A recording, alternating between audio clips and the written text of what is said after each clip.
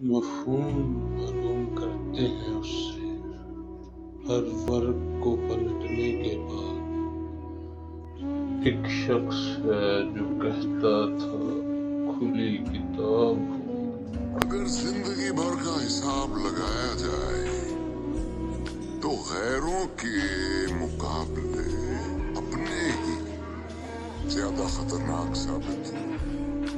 جیسے ہر ذہن کو زنجیر سے ڈر لگتا ہے، پیر و مرشد مجھے ہر پیر سے ڈر لگتا ہے۔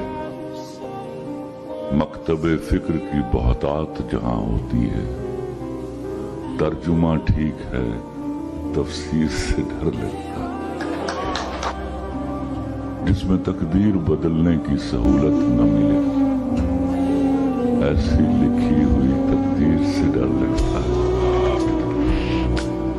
اور جس سے چپ چاپ ضمیروں کو سلایا جائے،